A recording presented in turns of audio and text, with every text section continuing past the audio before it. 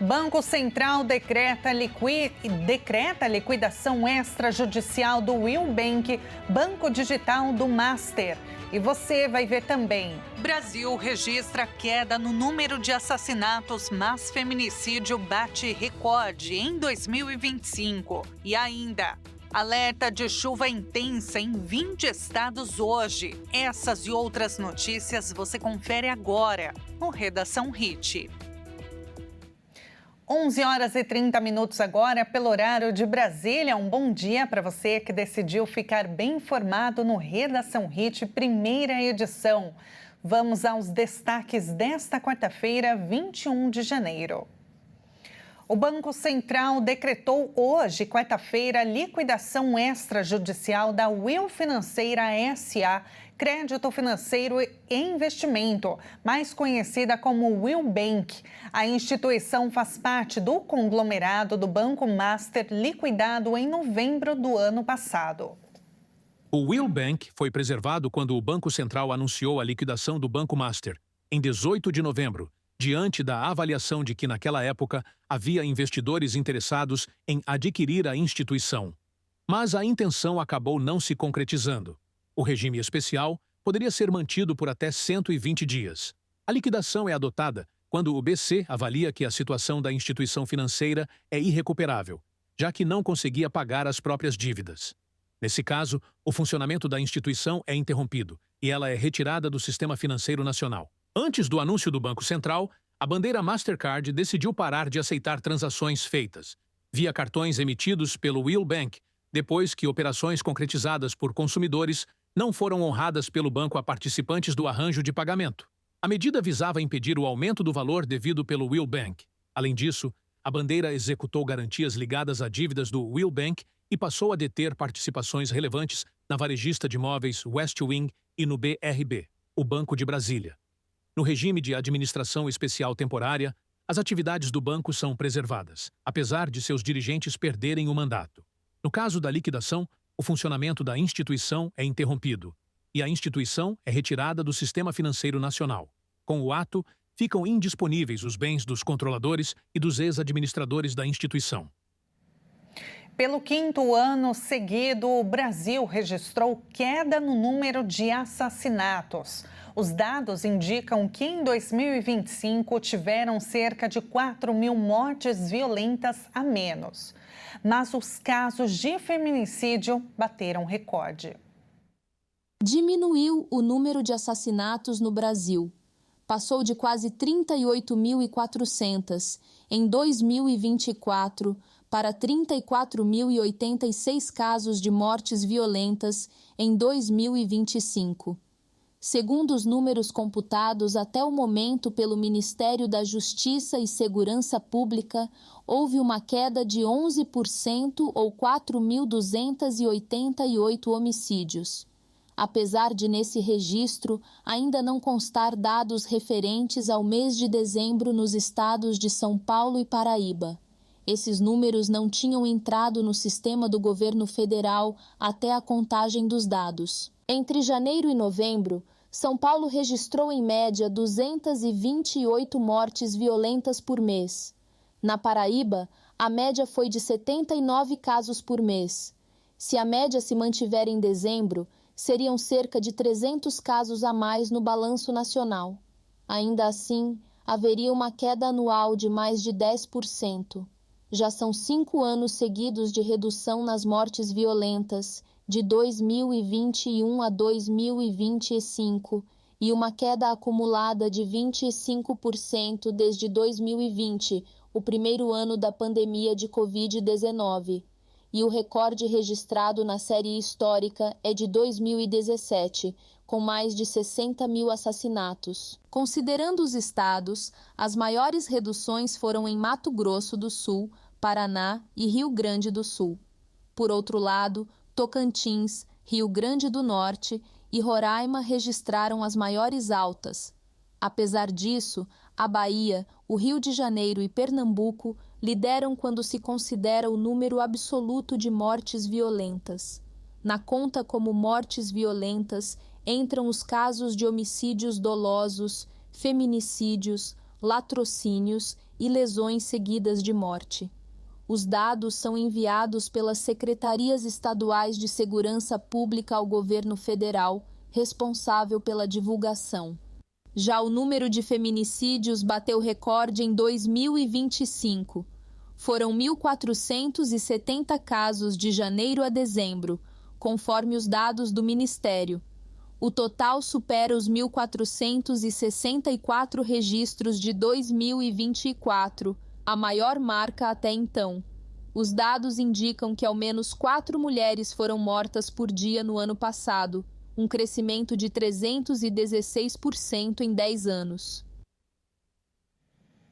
Os aposentados e pensionistas já podem conferir os novos valores dos benefícios com reajuste e isenção do imposto de renda.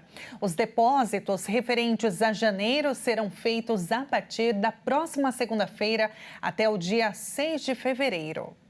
O INSS já liberou o extrato de pagamento com o novo reajuste do salário e isenção de imposto de renda. Quem ganha um salário mínimo vai ter um aumento de 6,79%, acompanhando a política do piso nacional.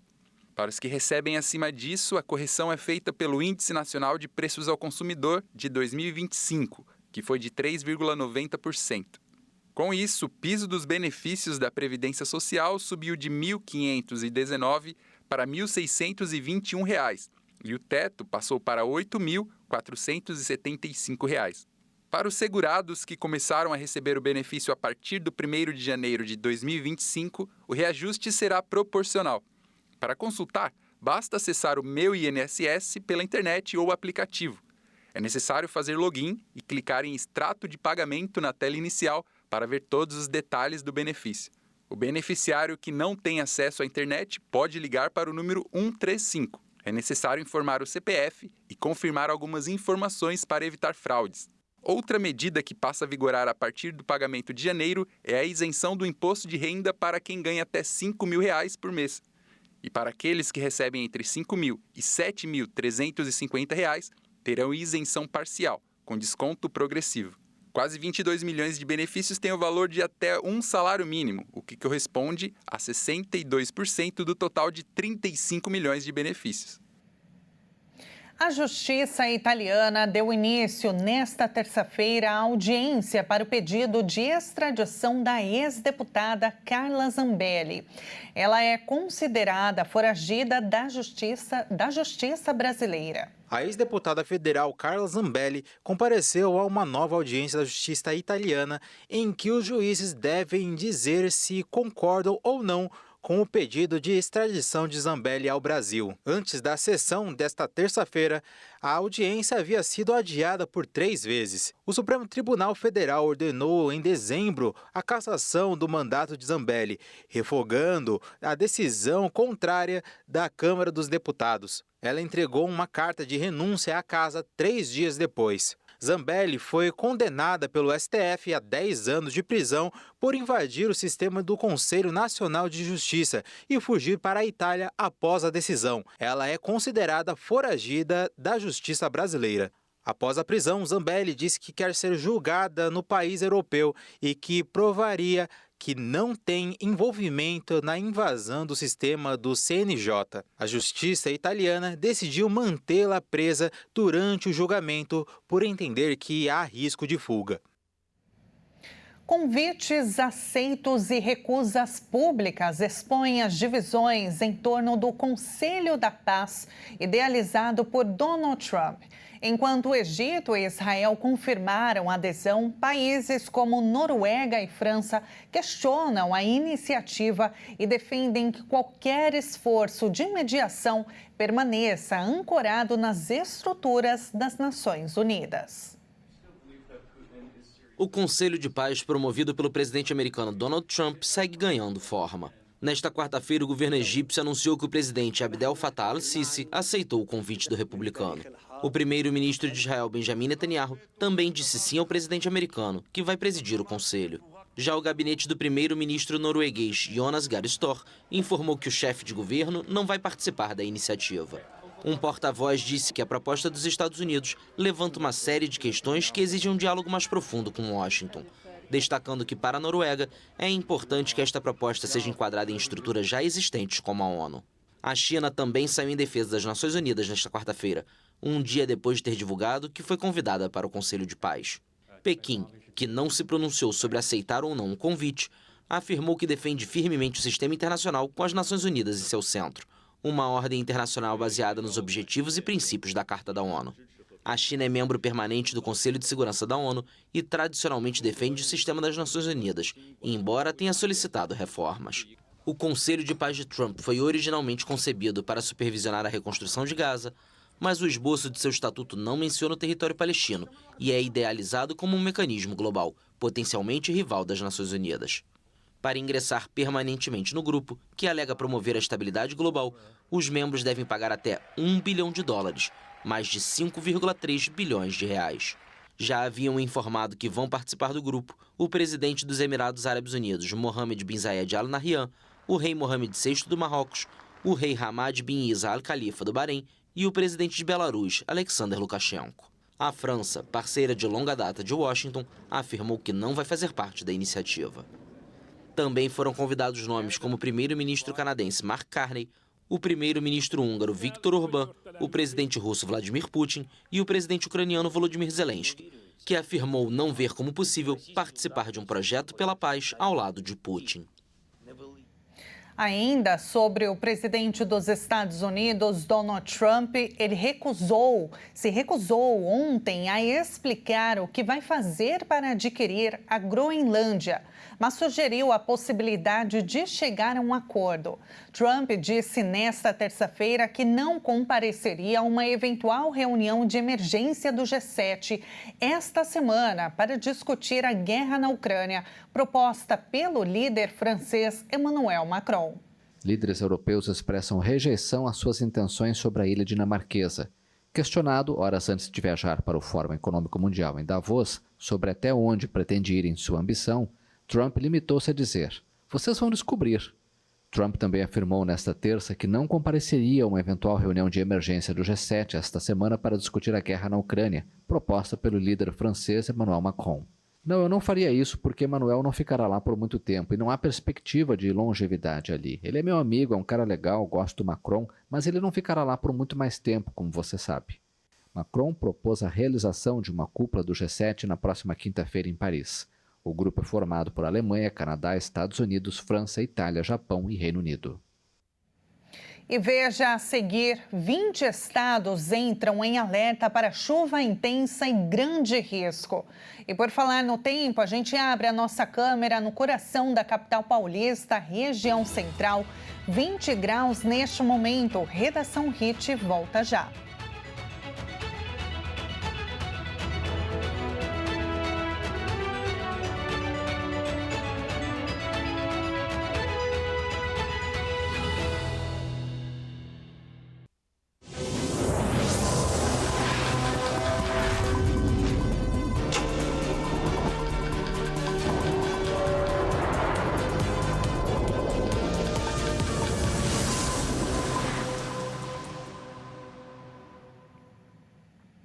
E nós estamos de volta agora no horário de Brasília, 11 horas e 45 minutos. Um acidente envolvendo um trem deixou ao menos uma pessoa morta na Catalunha. Este novo incidente ocorre enquanto a Espanha ainda está em estado de comoção pelo grave acidente ferroviário ocorrido no último domingo. Segundo a empresa pública que administra a rede de trens suburbanos catalã, a pessoa que morreu era um trabalhador da companhia. O incidente ocorreu quando um trem da linha R4, que se dirigia a Barcelona, bateu contra um muro perto da localidade de Gélida. A queda do muro sobre os trilhos teria sido causada pelo temporal que atingiu nas últimas horas grande parte desta região do nordeste da Espanha. Esse novo incidente ocorre quando o país ainda está em estado de comoção pelo grave acidente ferroviário ocorrido no domingo, na Andaluzia, quando 2 trens de alta velocidade colidiram, deixando pelo menos 42 mortos. O assassino do ex-primeiro-ministro do Japão, Shinzo Abe, foi condenado à prisão perpétua nesta quarta-feira. Tetsuya Yamagami confessou o crime realizado com uma pistola em julho de 2022. A sentença foi proferida em um tribunal na cidade de Nara, perto de Kyoto. O crime, que ocorreu em plena luz do dia, provocou profunda reflexão no país asiático, pouco acostumado à violência armada, e expôs os vínculos entre parlamentares conservadores e a Igreja da Unificação, uma seita reservada. Tetsuya Yamagami, de 45 anos, teria ficado furioso com Abe por acreditar que ele tinha vínculos com esse culto originário da Coreia do Sul. O homem foi acusado de assassinato e violação das leis de controle de armas por usar uma pistola caseira para matar o governante mais longevo do Japão durante um comício em julho de 2022. Yamagami confessou o assassinato no início do julgamento em outubro, mas negou outras acusações. De acordo com as leis do Japão, o julgamento continua mesmo que o réu se declare culpado. Os promotores pediram prisão perpétua para Yamagami, classificando o assassinato como sem precedentes na história do pós-guerra e citaram consequências extremamente graves para a sociedade. E aqui no Brasil, a Anvisa proibiu a venda de medicamentos injetáveis semanais, que não tinham registro no país, mas estavam sendo vendidas. Nas redes sociais, eram anunciadas como canetas do Paraguai.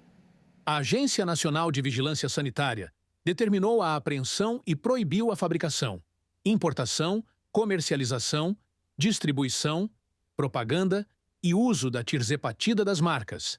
Sinedica e TG também determinou a proibição da retatrutida de todas as marcas. Os produtos estavam sendo anunciados e vendidos sem registro no órgão regulador. Nas redes sociais eram as chamadas canetas do Paraguai. Empresas estavam divulgando a venda em perfis nas redes sociais, mesmo sem ter o aval da Anvisa no país. E por conta disso, não podem ser vendidas. A medida, que já foi publicada no Diário Oficial, determina a apreensão e proibição total das atividades relacionadas aos produtos e se aplicam a qualquer pessoa que comercialize ou divulgue esses medicamentos. A determinação ainda cita a retatrutida. A substância é um novo tipo de GLP, o mesmo de outras canetas, mas há uma expectativa de perda de peso ainda maior do que aquelas já disponíveis no mercado. Mas a substância ainda está em fase de testes. Ou seja, não há distribuição no mercado por aqueles que pesquisam o medicamento. Com isso, as canetas vendidas sob a alegação de terem a substância não têm garantia de segurança, eficácia ou qualidade e oferecem riscos à saúde. É um perigo, hein? Na hora do brasileiro trocar de veículo, um carro 0 quilômetro está deixando de ser opção. Em 2025, o número de venda de veículos usados bateu recorde histórico. No ano de 2025, a venda de carros usados bateu recorde.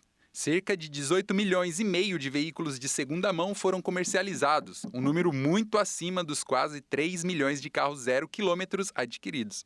Para muitos economistas, 2 pontos foram cruciais para essa crescente no mercado de carros usados.